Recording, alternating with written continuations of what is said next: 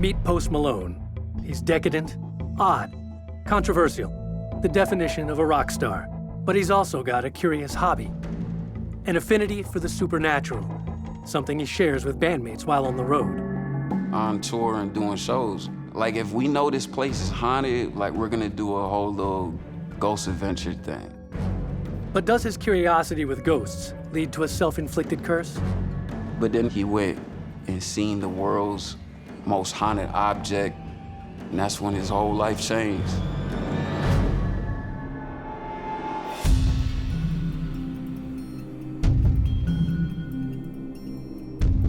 In 2018, Post Malone is on top of the world, basking in the success of a #1 record. While prepping his first arena tour, he agrees to appear on a paranormal television show in Las Vegas. So there's this guy, Zach Bagans, and he has this show, Ghost Adventures. And he has celebrities on, and he takes them through a supernatural experience. Zach has a museum in Vegas. A lot of things that are paranormal, haunted, little creepy dolls. And he's got this thing, it's a haunted box called a Dybbuk box. The Dybbuk is a demonic creature that's been in Jewish folklore since the 1600s. Demons attach themselves to objects, and then that creature is intently watching the person, waiting for them to give permission to be possessed.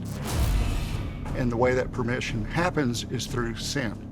So when he sees the person committing sin, he has authority to try to attack that person. Does Post Malone's lifestyle make him a prime candidate for the Dybbuk?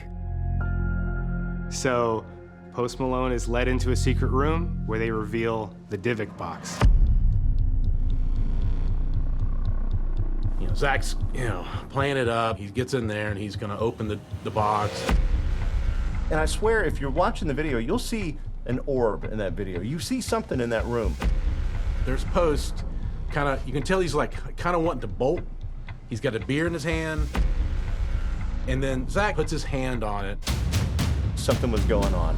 And Post could tell he's having none of this. So he reaches over, grabs his butt, like, hey, let's go. And when he did, the Dybbuk was already in Zach and went whoop, and slid through straight to Post.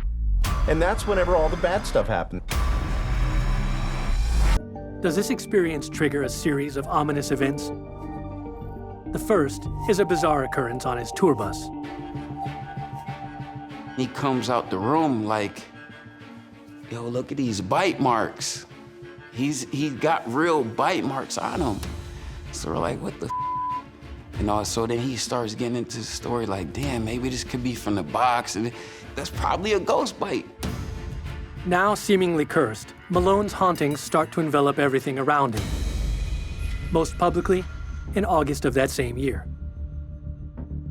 Post Malone hopped on a private jet. We on the way to England. And 2 of the tires on the plane blew out. So as soon as the jet lifted off the ground, we hear boom! Like, yo, what the is that? And then it's white smoke, covering everything.